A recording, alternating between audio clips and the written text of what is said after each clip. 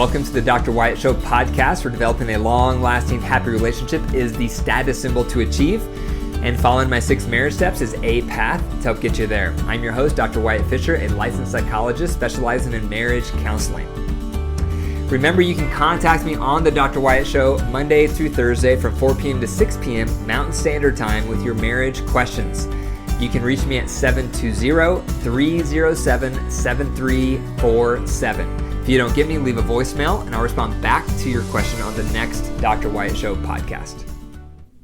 Well, we are in the middle of a series, How to Make It Through the Holidays Without Killing Your Partner. We have talked about part 1, which is the finances. Then we covered part 2, which is workload. And today we're going to get into part 3. And part 3 is all about expectations. What are your expectations around the holidays? We all have expectations. But most of the time, they're implicit, meaning we don't talk about them. We don't articulate them, but they're in us. They're inside of us. They're mulling around. They're rolling around in our mind or in our heart or in our emotions. We all have expectations of what the holiday should look like, what they shouldn't look like, but most of the time, those expectations are not expressed. This happens a lot with couples. I see it a lot with the couples I work with in my practice, where there will be a special event like a birthday or an anniversary or the holidays, and there's hurt feelings and there's frustration and there's resentment because one partner didn't meet their partner's expectations.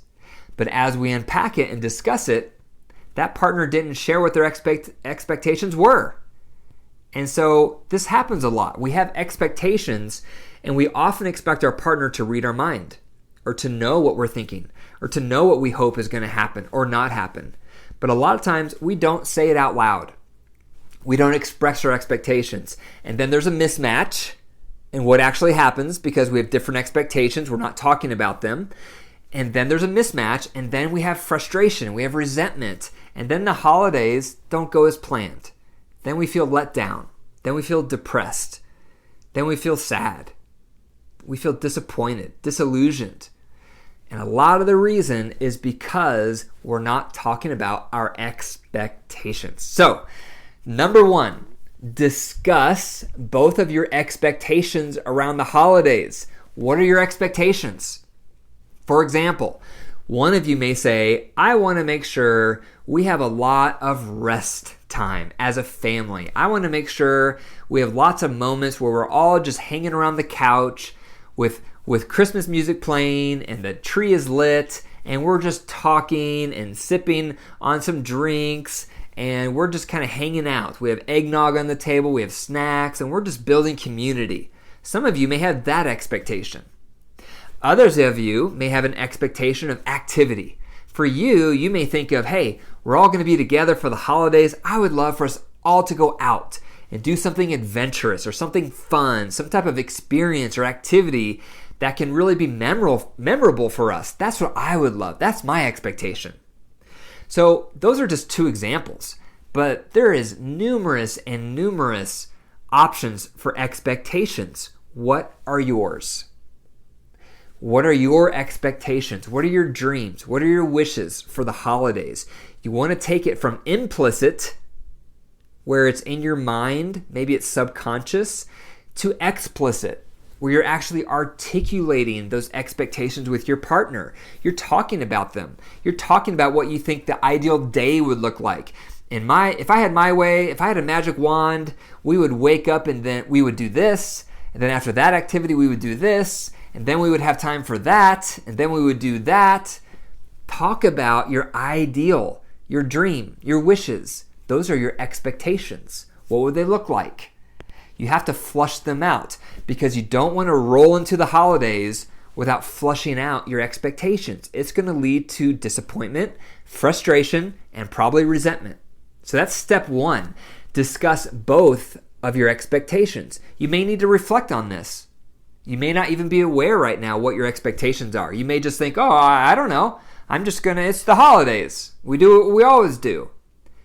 That's fine as long as that is fulfilling your expectations. A lot of times, what we always do doesn't work for both partners because one or both partners has different expectations. So spend some time getting in touch with yourself. What would you love to see around this holiday season? What would you love to not see? What would be your preferences? Get in touch with that. Spend some time reflecting. What are your values around the holidays? How do you want those values expressed? How do you want those values honored? What would that look like?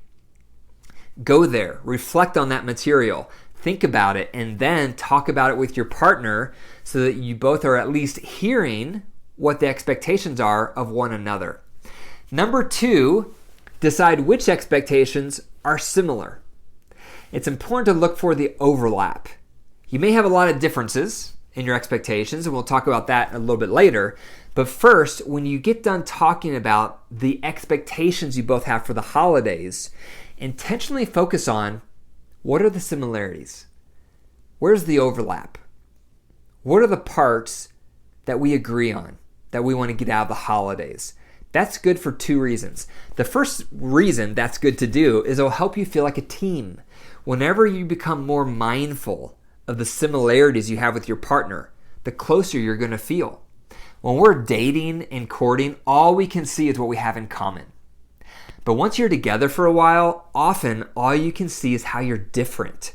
And psychologically, that's very dividing, very divisive. So, when you're expressing your expectations with your partner and they're expressing their expectations over the holidays, intentionally think about, where is the overlap? What do we have in common? Where do we have a similar vision, a similar expectation? So for example, let's say one of you wants to spend time hanging around the living room, sipping on eggnog, catching up with your family, having some quality time, playing some board games, and the other partner, as I mentioned, wants to go out and wants to do something fun and wants to build an experience. The overlap there is we both want to build connection with our family. We want to foster good memories. We want to feel closer. That's the overlap. You're just expressing it in different ways. So if you can recognize the overlap, it will help you feel closer, and it will also help you feel like you have a unified vision of how to execute. Because if you can recognize we both have this similar desire for connection, we're just expressing it in different ways, it will help you want to honor your partner's preference more because you will recognize they have the same desire as me, it just looks a little different. It will increase your respect for those different expectations, and you'll be more on board to honor your partner's expectation because you'll recognize the common denominator. So those are the advantages if you can recognize the similarity. How are we alike? What do we have in common here? And maybe it's just 15% or 10% or 5%. Maybe it's 50% that you have in common with your expectations. But try to start there. Try to underline and underscore the similarities of your expectations because it will foster a closeness. It will help you respect the differences. And it will help you execute because you see the common denominator.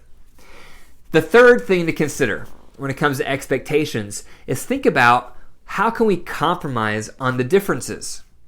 So if you want to have a relaxing day at home, I want to go out with the family and do something fun, how can we compromise?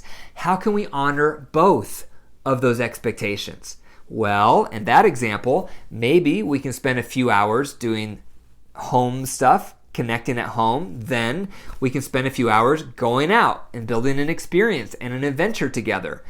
How can we compromise? How can we honor both of our preferences? How can we meet in the middle? That's the name of the game. You want to work through holidays and expectations as a team. And teammates compromise. Teammates find a middle ground. Teammates remember we're a team. We're partners. Let's act like it. If we're a partnership, partners don't demand their way. Partners don't get stubborn and don't share power. Partners work as partners. And to be a good partner, you always want to be looking at how can we compromise? How can we meet in the middle? What's your expectation? What's my expectation? What would a middle ground look like? That's operating as a good partner. So you want to do that on the areas of expectations that are different. Think about how can we honor both of these expectations? How can we meet in the middle? Number 4 is you want to check in on how the expectations are going. This is part of becoming a sensitive partner. So for example, if you know that your partner likes to have calm, peaceful time to really relax with your family and connect, if you know that's how they're wired and that's their expectation to be a sensitive partner, you can check in with them and say, hey, how are you doing, or how are you feeling with your expectation of us having relaxation time and calm time and connecting time? Do you feel like that's happening?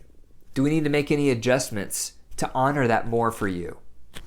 That's amazing if you were to ask that question, because that's showing you are being so sensitive, you're showing emotional intelligence, you're tuning in, and ideally your partner is doing the same for you. So maybe you're the partner who wants to go out and do something fun and adventurous. Your partner can check in with you and say, hey, I know we have plans to do X, Y, and Z, or we just got done going out and doing X, Y, and Z. Did that satisfy your desire for adventure and to build an experience and a fun memory for our family? Did that satisfy that? Is there any adjustments you'd like for us to make to better honor that? Boom. That's an amazing. Those are awesome questions right there. That's you being a sensitive partner. And if you haven't guessed it, I'm speaking out of my own relationship. So my wife is the one who likes to have the calm, peaceful time at home to connect with our family, the 6 of us. I'm the one that's a little more rambunctious as a partner in general, and so I crave more, let's go out, let's go do something fun, let's go do an adventure, let's build an experience together. That's me. That's my tendency. And so we've had to learn, how do we compromise on these different expectations? What's the overlap? We both want to build connection. So how can we honor each other's expectation, and how can we compromise? So those are 4 things to consider when it comes to expectations to make it through the holidays without killing your partner. Number 1, discuss both of your expectations. Move it from implicit to explicit. Number 2, decide which expectations are similar. Number 3, on the differences of expectations, strike a compromise. And number 4, check in on how the expectations are going for your partner and make adjustments as needed. The call to action this week is I create a free PDF on all of this content for the series this week on how to make it through the holidays without killing your partner. The free PDF is going to have each of the 4 parts of the series with the main points, and then discussion questions for you and your partner to apply the content so you can actually use it and integrate it. So go to my website, drwyattfisher.com/pages/freebies to pick up your free PDF. Thank you for listening to the Dr. Wyatt Show podcast. If you enjoyed the episode, be sure to click the 5 stars and leave a review. I really appreciate your reviews. Also, to pay it forward, if you appreciate the podcast, be sure to tell one person about the Dr. Wyatt Show podcast today. I'd really appreciate that. And remember, your marriage is alive. So if you care for it and nurture it, it will grow. But if you deprive it and neglect it, it will wilt and die. The choice is up to you. Take care.